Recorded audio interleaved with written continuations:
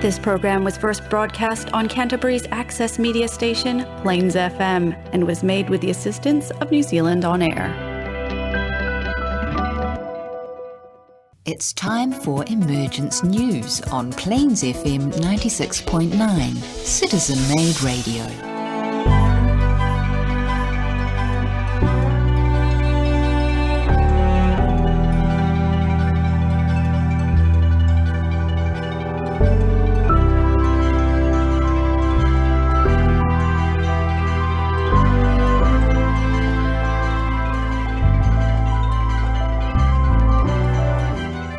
Use love to erase fear. Hello and welcome to Emergence News, coming from Christchurch, New Zealand in the middle of winter from Plains FM on our community radio station. We're here today talking about the emergence of the Lord of Love, the World Teacher for the New Age and head of the spiritual hierarchy. Maitreya by name, he is also the fifth Buddha, holds the office of the Christ, and leads his disciples, the Masters of Wisdom. Today we return to the subject, fear and its polar opposite, love. With me today in the studio are Nigel and Shafir. Hi guys there. Hello, how are you? I'm Kia great. ora, Yes. Peter. So what aspect are you two covering today, Shafir? What aspect of this love and fear are you looking at? Well, I'm really looking at some of the things that the master, Benjamin Crimm's master, has talked about fear Oh, great. and what causes it. Okay. And Nigel, what have you got there for us? Well, I'll be looking at the world tension and anxiety as it grows. And of course, if you think about nature at the moment, it's packing a punch. Yes, that's right. Here in New Zealand, we've had record flooding in Westland, Westport, Marlborough, Wellington and Hutt Valley again. Yes. And of course, on the other side of the world in Europe, we've got Germany, the Netherlands and Belgium, terrible That's storms right. there. It looks like everyone's getting a very good wash, don't they? So it all engenders fear and anxiety. It does. So I'll be talking about that later, but also in addition to the reality of the fear, pain and anxiety, I'm also going to look at the message of hope that is slowly but surely emerging amongst us all. Fantastic. I've been looking at a lecture given by Benjamin Crimm actually in San Francisco and also the Netherlands in 1989 called Overcoming of Fear. And it's funny, I just saw marked in my book that I'd given this talk from the same lecture 20 years ago in this very studio. And when we were doing a full moon meditation. So it's something that has been with us for a long time, obviously. Ben says that fear and pleasure are both the result of thought and do not exist outside of thought. The overcoming of fear is related to overcoming of the wrong use of thought. We lack the spontaneity to live, always depending on someone else for our happiness. We often are a bundle of fear, trying to escape ourselves and the unknown, the biggest of which is death. Ben says that conflict begets fear. The competition that we build into our lives is fearful. Those who are parents know how difficult it is to educate a child without imposing our fear of life. We all do it. A child brought up without fear is probably the rarest child on earth, for it will be free of that conditioning. Every time we impose our desire on life, whether this desire for comfort, for safety, for absence of fear, we give it energy. We prolong fear by engaging with it. Ben says our immortal being is what Maitreya calls the self and is the most important thing in life. It's what we call the soul, isn't it? Mm-hmm. As it uses the experience of time and space to realise the process of its becoming. It's quite a profound thing for him to say, isn't it? It uses the experience of our life to realise the process of its becoming. You can think about that for a while, and you can try to work out, well, our becoming is becoming aware, becoming one with the soul, really it means, doesn't it? Mm-hmm. Yeah, becoming. So it's what we're moving towards. Yes, that's right. It's where we hope to be, and where we will be when we're masters, which just seems a long way off, doesn't it? It is possible to change our view of ourselves, our identification, away from the vehicles, the mind, body, and emotions. Because if we can, we shall set ourselves free immediately from all fear. So I'll leave that there, and we've got Shafia coming up next, is that right? Yes, that's right. Thank you.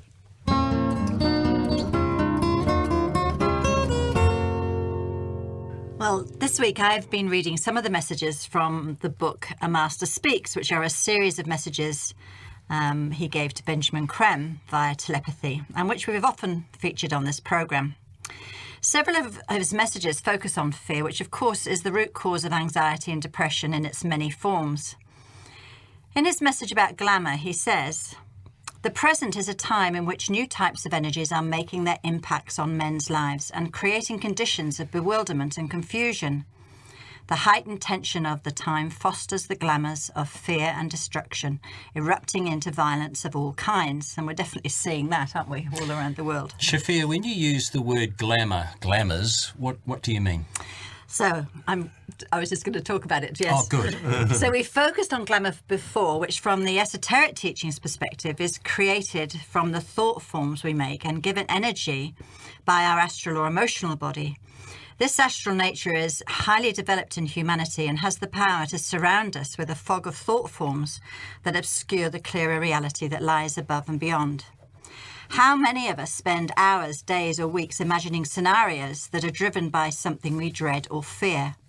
Our anxiety about what might happen keeps the fear alive by the emotional energy we keep feeding it. This is glamour. I can remember a time back when my children were very young, and I was a beneficiary, and so very short of money. And, I was always worrying about the fact that I wouldn't be able to pay the bill for the car or the registration or this. And I recognised that it actually didn't serve me in the end, and I sort of took myself right back to the present time. And I used to say to myself, okay, well, today I have food in the fridge and I've got petrol in the car, and today I'm fine. And that was a way of training myself not to be getting into this astral glamour of projection of fear, and just sort of churning it over, and you create we create this sort of this glamour. That's right. And a lot of people do this, and so it was a really good training for me to do that, and one I'm grateful for. In another message titled The Problem with AIDS, which was given at the height of the AIDS epidemic, the Master shares a wisdom and understanding which could easily be applied to our present COVID pandemic. He says, "Man is far from realising the effect on his physical body of the growing power of his mind and its ability to cure or kill. Not for nothing is the saying mind over matter is known to all the races. Man's illnesses result from the imperfect use of the energies of his soul, which when imbibed or squandered find a deviant path for their expression and create disease. A cure will not be achieved until man has set his mind and world to rights and established a new relation to himself and his brother."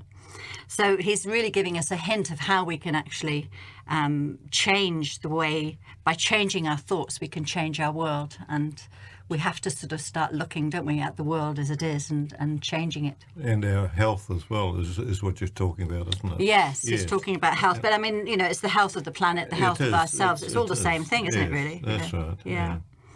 And he goes on to say in another message he talks about the fear of change. And he says, "Without doubt, the greatest hindrance to change is the present state of mass consciousness.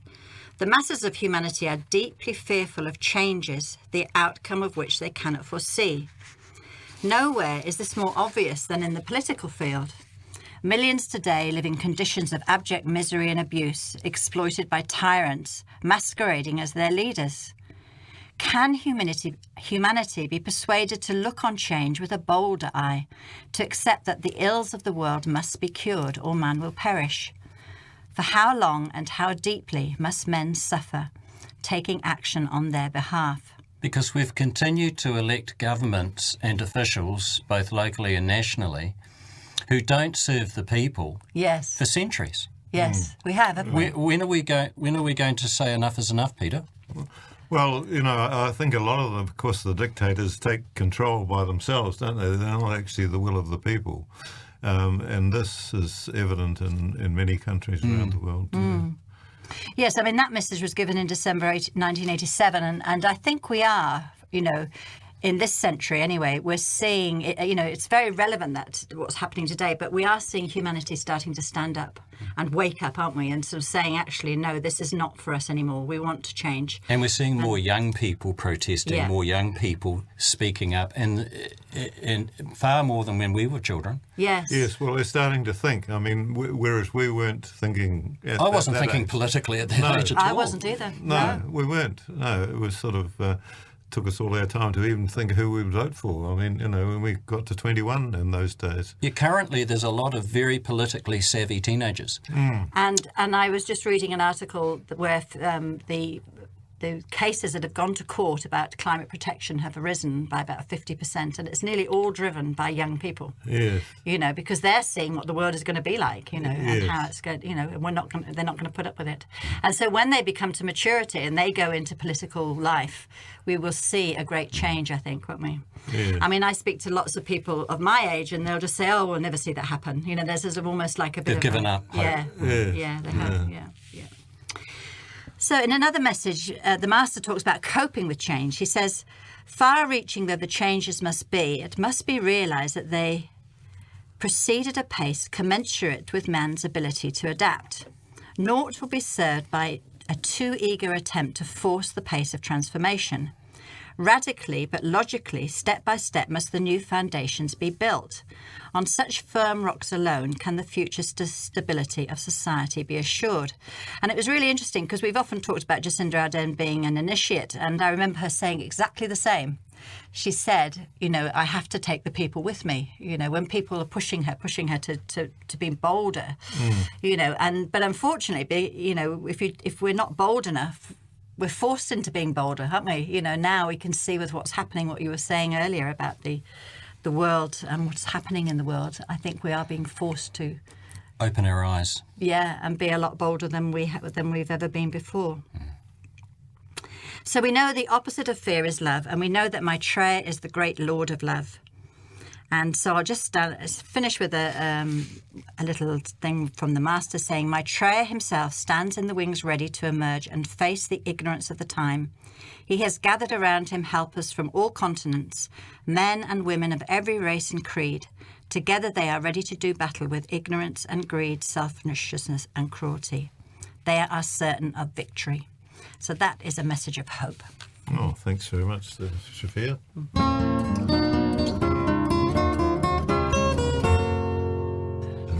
Thank you, Nigel. You've got your piece now. Thank you very much. Yes, Peter, I'm talking about fear and anxiety, and I had a good look at Benjamin Krem's book, Maitreya's Mission, Volume 2.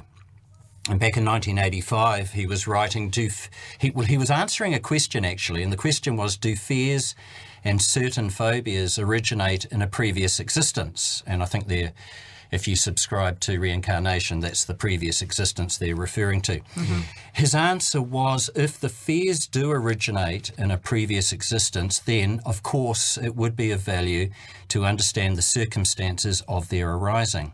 But, Krem says, the vast majority of our fears originate in this lifetime, whether or not we can see consciously their basis. He continues to write about fear and fear of death. And Peter, you've touched on this already. It is the greatest fear, so strong that we do not even think about it. We push it down to the back of our mind, although we know that one day, finally, we will have to face this fear. But it is there in almost every situation in which we find ourselves. And it is tied up, I believe, in the corresponding fear of life itself. Isn't that incredible? That we fear life itself. The fear of death is a result of our conditioning, the fact that we separate death from life. Benjamin Creme then asks, what are these situations where someone will resort to hypnotism or self-hypnotism? What are the situations where a fear makes people rush to a cigarette or to a drink every time they are faced with a situation in which they are afraid? Creme believes our educational systems are based on conditioning into competition. And you were talking about that earlier. Our parents condition us into competition, and so do our educational institutions. That's right. So we're made to compare ourselves competitively with everyone, everything, every situation we meet.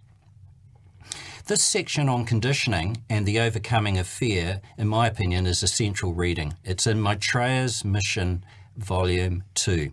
It helps us to understand why the levels of anxiety, mental health issues, burnout, and fear is becoming more obvious in more families, in more workplaces, and in more communities. We hear in our news now, each day, the latest developments surrounding COVID-19, the pandemic.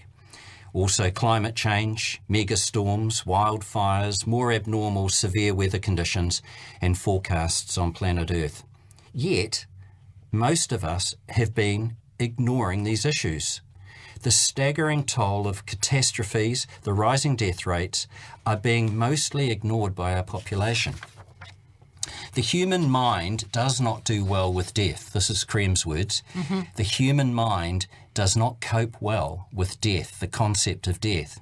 Consequently, most of us take a position of indifference. We distract ourselves. And how do we distract ourselves?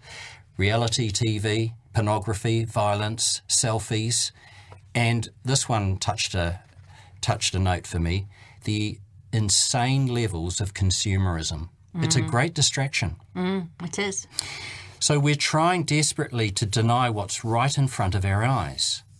And I assure you, these words are not mine. They have been written by Benjamin Creme, as we've said, but these words have also been written and predicted by respected broadcaster and historian David Attenborough and science broadcaster, Canadian academic David Suzuki for decades. I remember reading about David Suzuki back in the 1980s. He's an amazing environmentalist. They have been warning us for decades, and they have been mostly ignored and dismissed, even Attenborough. Not because their science doesn't back it up, but because it makes us feel uncomfortable. It certainly does, doesn't it? That's where it hits us. Yeah. So we hear it and we say, oh, that's terrible, isn't it? But do we actually do anything about it? The only politicians to take this message to the people globally have been the Green Movement. But again, they are mostly dismissed and derided. Why? Because what if they're right? What if what they predict is true? Then we all are going to need to employ a different way of operating, particularly in the political and economic arenas. The world population is mostly watching our TV screens in horror, and then we turn away and distract ourselves from the truth. But what if the environmentalists are correct? What then? Does that mean that we need to stop generating wealth at the expense of cheap labour, at the expense of our natural resources, at the expense of the planet? Yet still, we all sit silently watching these distressing images on our TVs and hoping that our coastal properties will not sink in the rising tides. So this radio program, Emergence News, is a program with a message of hope for the future. And history tells us that when we come to a crisis like this, there is always a spiritual teacher that is walking amongst us. This is true. And we've talked about dozens of these teachers over the years on this program. The most incredible spiritual teacher is now among us.